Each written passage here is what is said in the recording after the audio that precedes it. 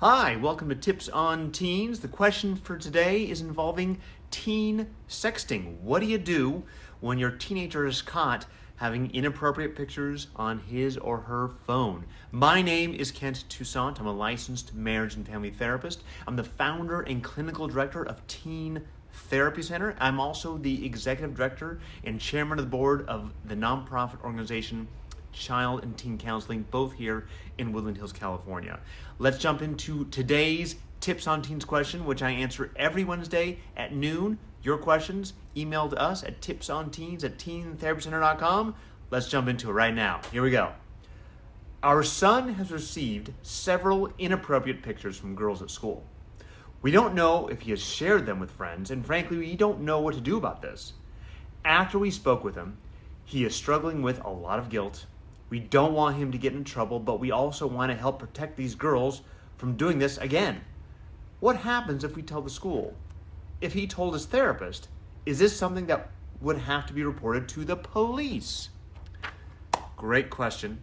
In short, it might be something the therapist would have to report to the police.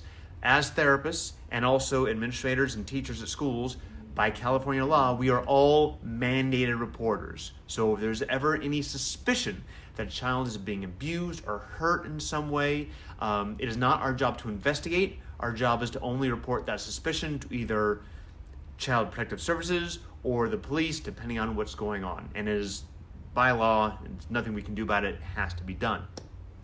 There's a lot of context here. There's a lot of rabbit holes we can jump down and a lot of tangents. So I'm going to try to keep this kind of narrow on this question.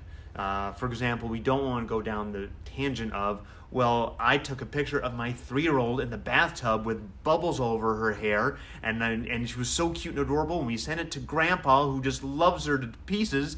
Is that trafficking child porn? Probably not, because there's context. Context is important. Let's talk about this situation. This teenage boy, I'm assuming he's under 18. If he's over 18, there are probably more ramifications. And by the way, I just want to point out, I am not an attorney. I am not giving legal advice. I am reporting to you the legal advice I have received. And I also want to note that I've talked to other therapists about this, and they've gotten different legal advice. So the lawyer I talked to, who's actually writing an article about this very topic, says that the law is still trying to catch up to this technology and what's going on. So the law is still trying to figure all this out. So let's take this situation. You have this teenage boy who received an inappropriate, let's say a nude pic from a teenage girl.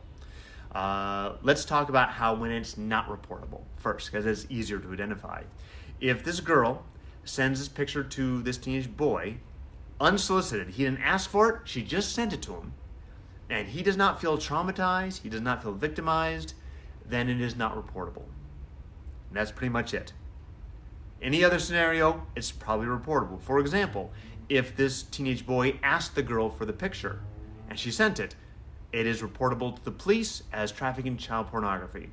If he didn't ask for it, but she sent it anyway, and then he shared it with anyone else, that is trafficking child pornography. Now, from my understanding, law enforcement is aware of this problem and understanding that kids will do rash, inappropriate things, and they're trying to be understanding about it. But again, you probably want to talk to a lawyer about this if your kid is in this kind of situation. The school principal, the dean, the teachers, they are mandated reporters too. If they find out, they have to report it. A therapist, we have to report it. It is mandated by law. Our license is tied to that. So one of the things you want to think about with this is you want to help these girls. You want to protect these girls from doing this again, which is a wonderful notion. But you may want to talk to an attorney to find out what your liability is or what your son's liability is to make sure he's protected too. Because he probably got in over his head. And like you said, he's feeling guilty. He's probably having a bunch of different emotions. Got into something he didn't realize the scale of what he was getting into, and probably needs support. He probably still needs support from a therapist to deal with the guilt and whatever else is going on with him with that. This is not an easy thing. It's not something you want to ignore, because once those pictures are out there, they're out there. If you share them with people, it can be tracked back to him. It may be a good idea to talk to an attorney and get ahead of this before it jumps ahead of him. again, big topic, but I want to keep this kind of narrow and focused on this particular topic.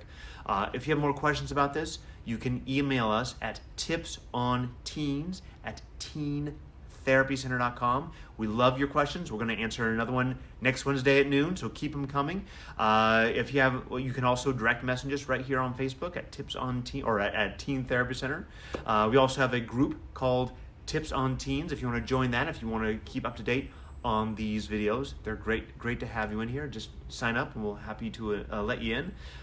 Anyways, we'll see you next Wednesday. Again, my name is Kent Toussaint. Thanks for tuning in to Tips on Teens, and we'll see you next week. Bye-bye.